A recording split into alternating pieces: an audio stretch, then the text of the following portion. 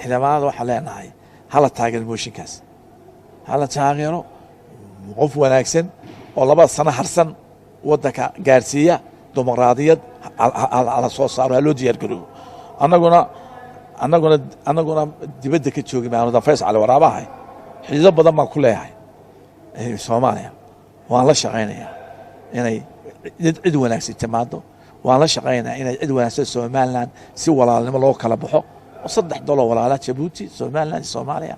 xiriir wanaagsan yeelano aynu United Nations wada galno oo IGAD wada galno bal qofka leeyahay Soomaaliland xora oo wanaagsan dibaatii Soomaaliya leedahay hay taabsiyo marka ana fara ka qaaday marka wax leenahay mooshin ka socdo dimuqraadiyo ha socoto dastuurku ha socdo ma leenahay waanu hambalyeena dadka keenana xaaladda hadda uu maraya Soomaaliya marayso iyo magaalada ficilkan uu sameeyo farmaajo iyo qura khatar kuma yahay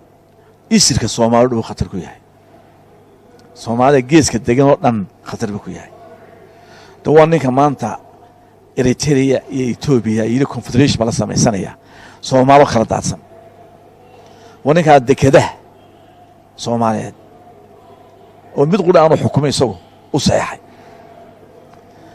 ninka maanta istaraatiiji la sameeyay dowlad goboleedyada baabiinaya saniyadii xaqiisa guriga sare baabiyay haddana baarlamaanka u soo jeesaday marka ninka wuxuu ku shaqeeyaa maskaxdii 1980s hore waanu waxaan ilmaha yara wuxuu duubaa ilmaha ka weyn ficilkiisa hadduu qalqaali noqdo inankan wuxuu duubay uu ku barbaaray amalkii Maxamed Siyaad Bare tiibu doonaya dalka inuu ku celiyo shaqadii iyo ficilkii Maxamed Siyaad Bare iyo istaraatiijigii jiray iyo hogaankii jiray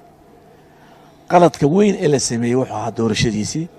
inaan yaroo waddanka ka maqnaa oo garanay complex meesha arrinta Soomaaliya taagan tahay aan garanayn xamaqnimada marka loo doortay waa consequence-keedii baa weeye marka waxaanu aragnaa inuu faraha kala baxaa weeye haddana magaranaysaayay South West doorashadeeda waanu hambalyeynaa gudoomiyaha baarlamaanka Maxamed Mursal wuxuu noqday nin qiimo leh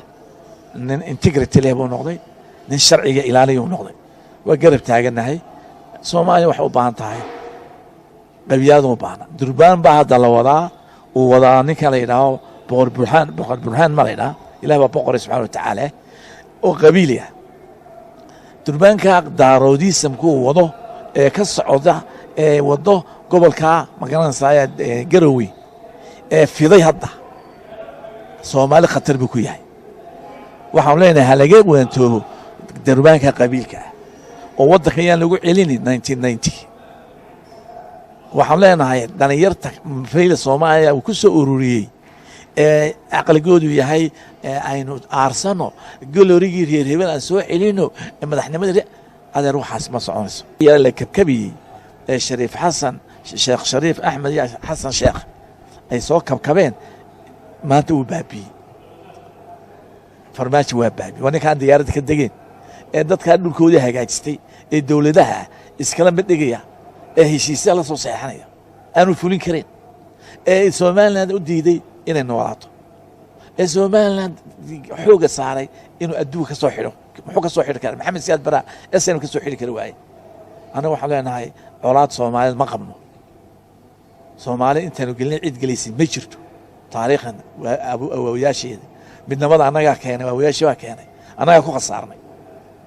imkaan Soomaali culum hay'adda gurigeena ka talinaya ninka la guriga kama talin kara ana ka talinaya waxaan aad